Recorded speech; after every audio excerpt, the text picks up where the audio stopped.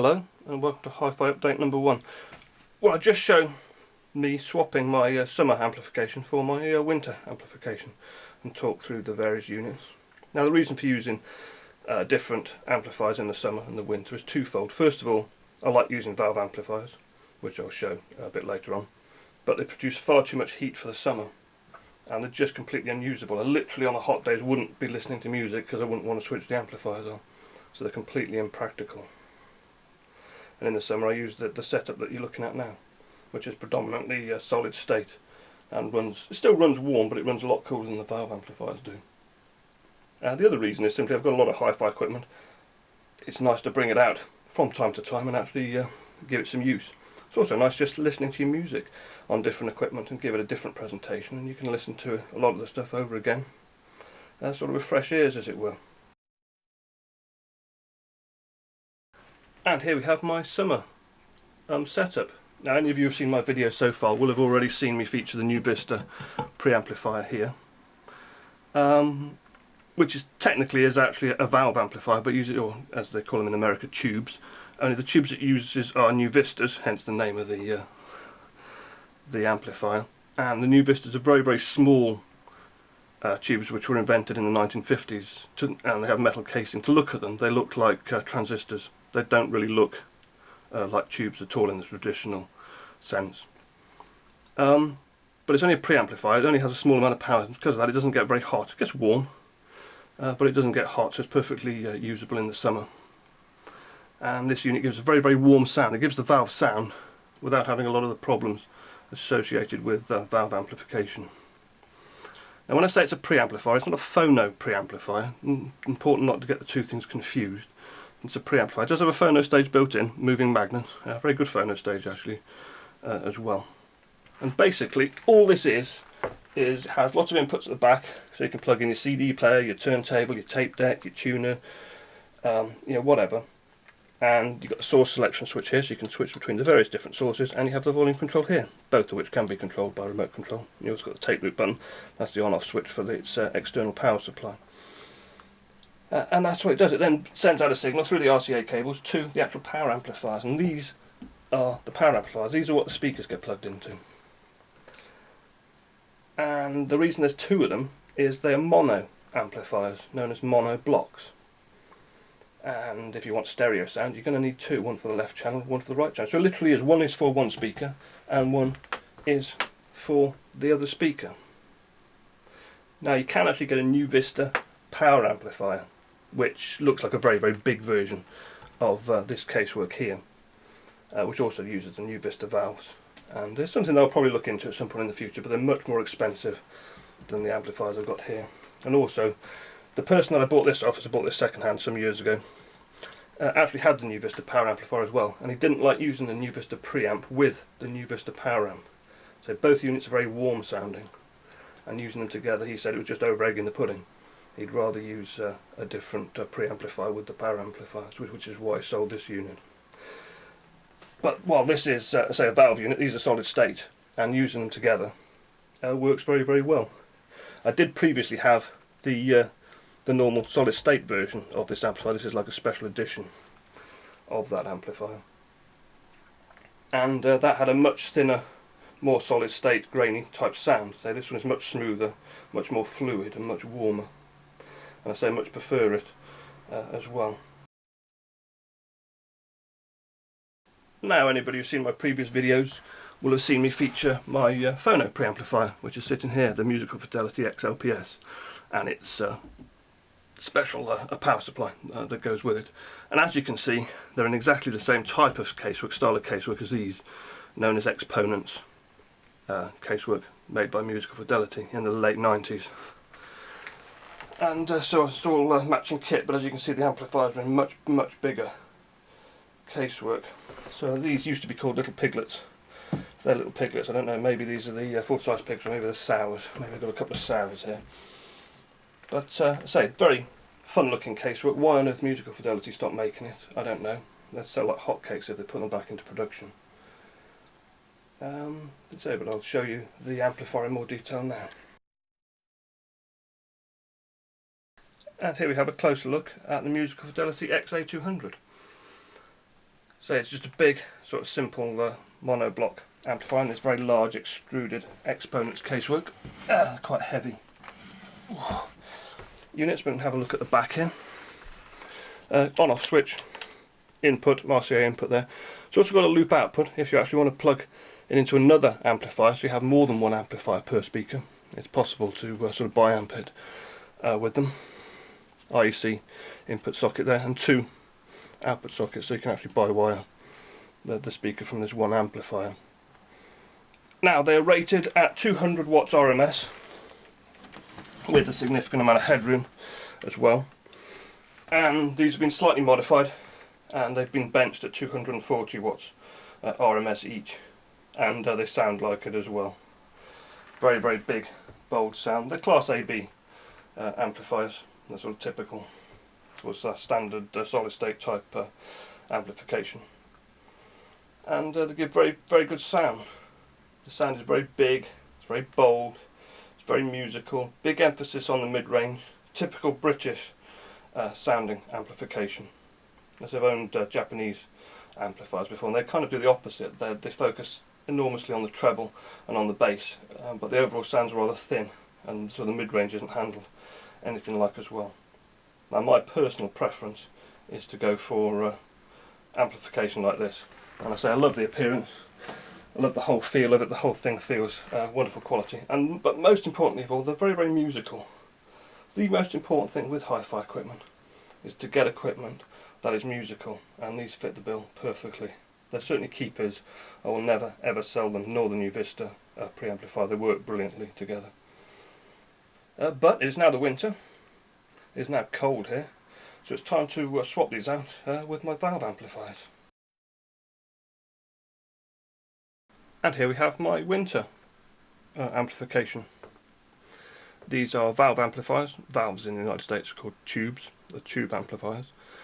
But they're valve hybrid in that they have a solid state pre-amplification section before the main power amplifier, which is, to say, the actual valve section. Now you can go inside and rewire it so that it's a pure valve amplifier if you want to, but that reduces the power output to about 20 watts RMS. It's normally about 40, and when it's reduced to 20, you really need specialist high sensitivity speakers that are meant for valve amplifiers if you want it to run effectively. It'll run the speakers, but they lose a lot of the dynamics. I say you need special speakers, and so far I've never owned any, so they've always been used in hybrid mode.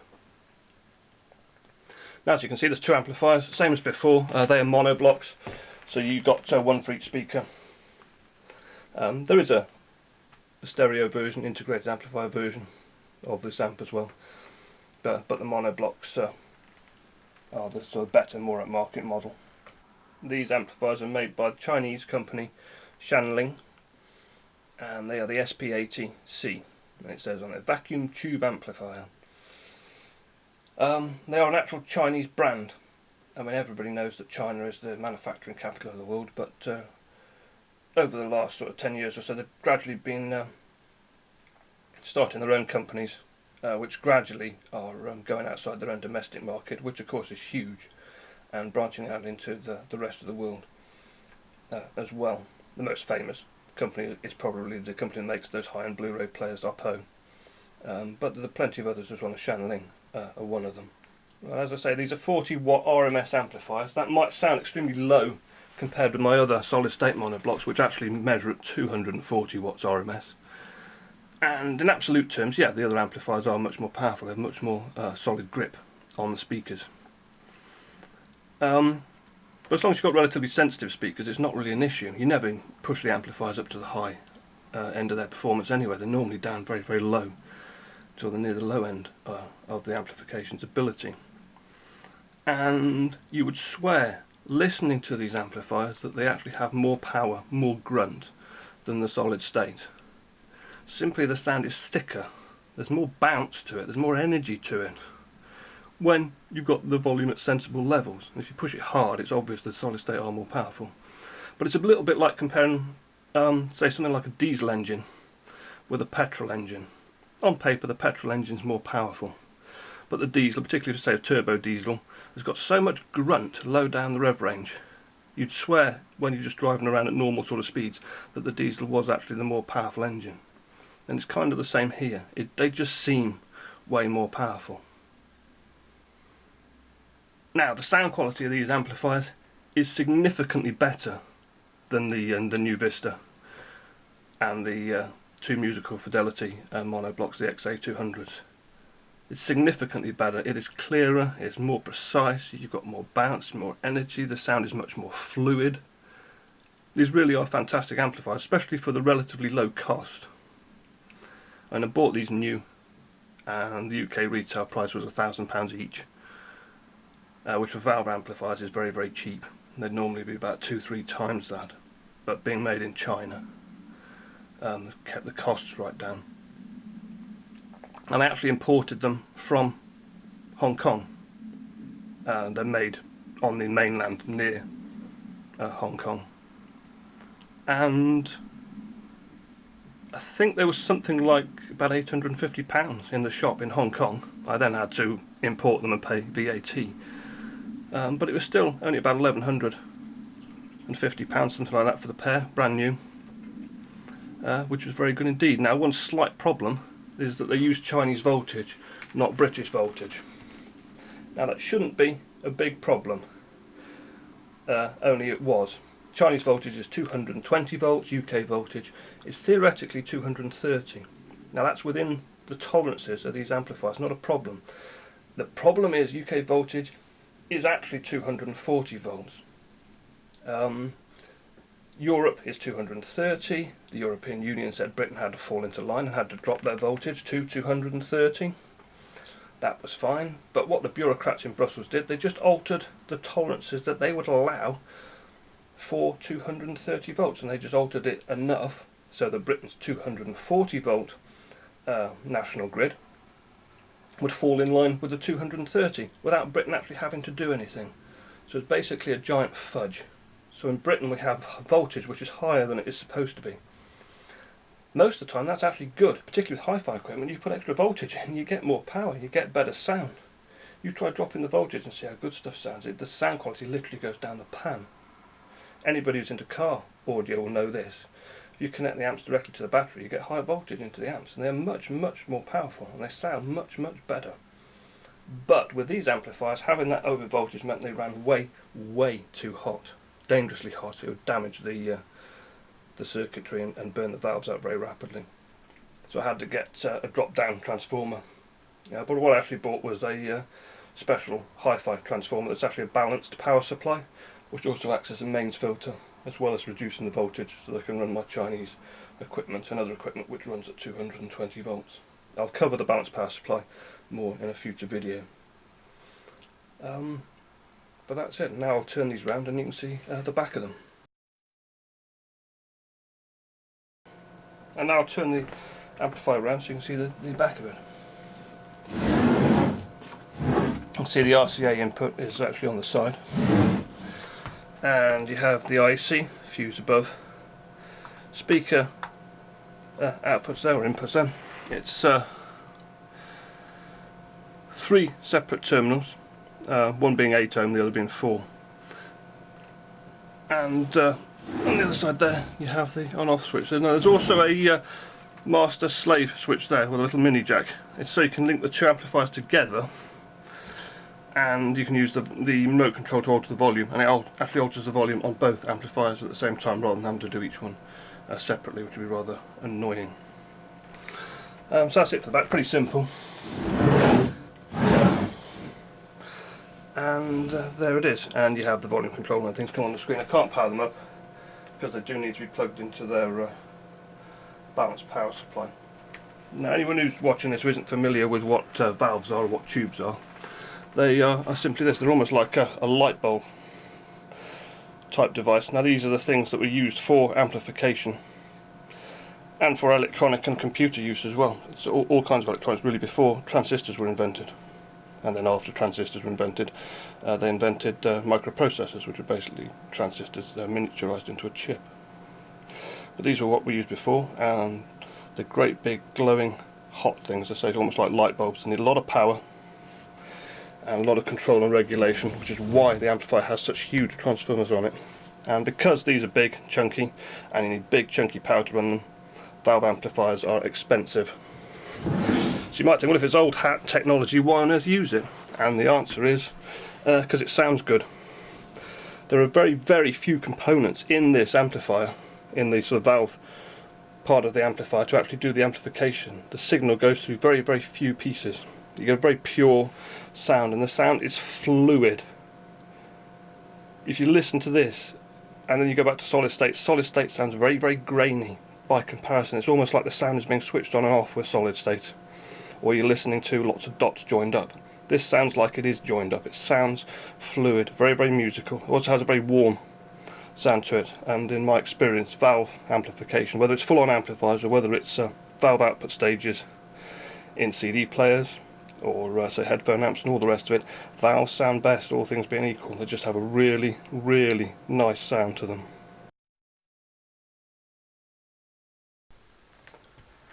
And here I have the preamplifier that I use with them, because these units are, say, mono blocks, and they just have the single RCA input. They have built-in volume control, so you can use them with a single source, so just one CD player or one turntable or whatever. They're perfectly usable. But if you want multiple inputs, you're going to need to have some kind of inputs with a switch. Now what I have here is, to say, the preamplifier that I use with them.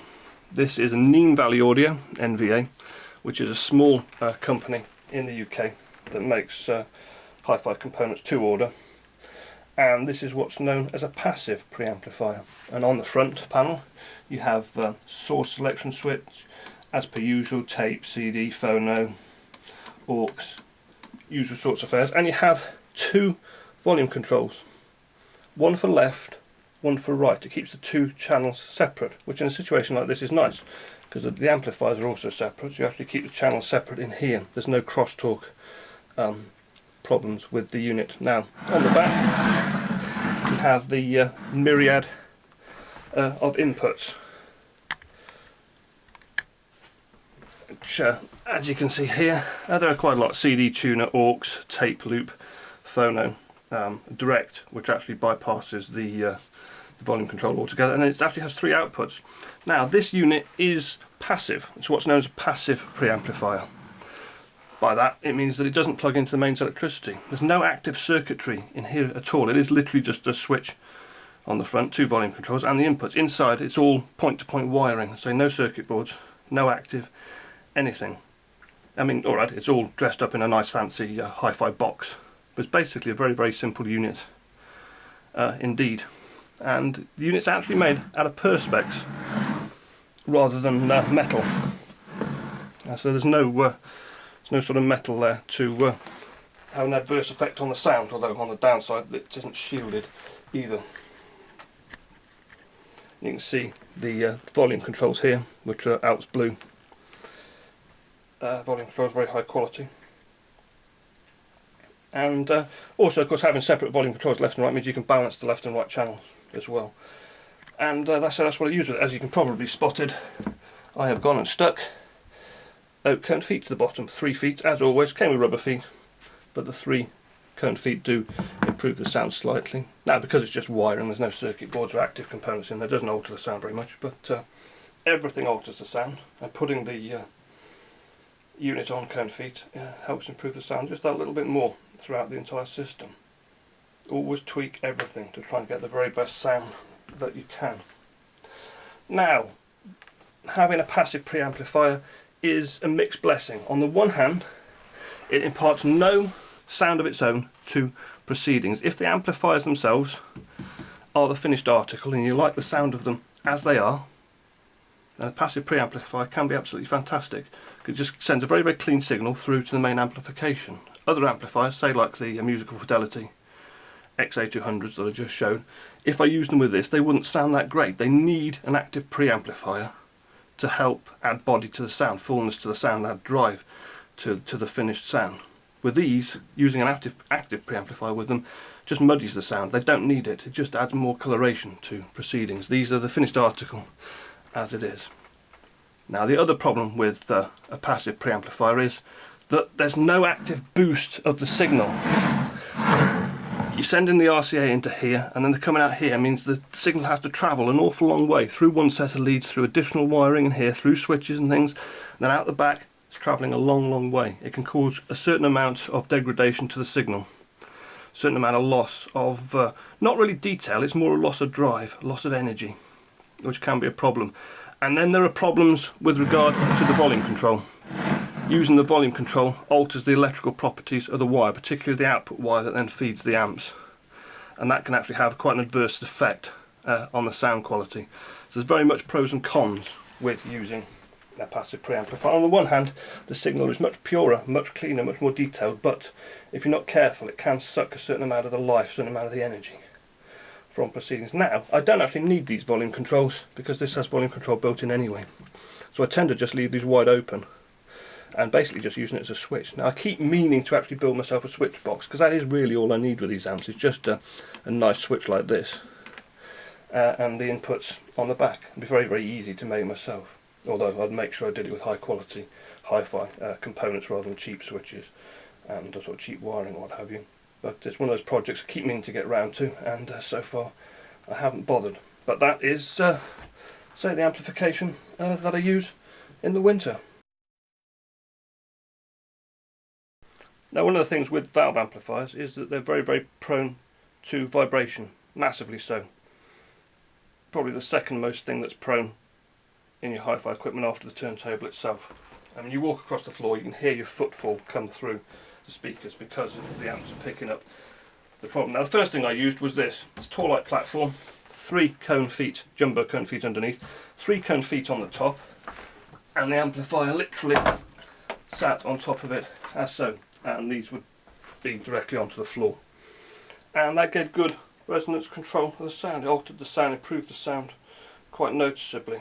Lovely, smooth, natural warmth, better timing, tighter focus to the sound, and just better all round. As time went by, I started to use other things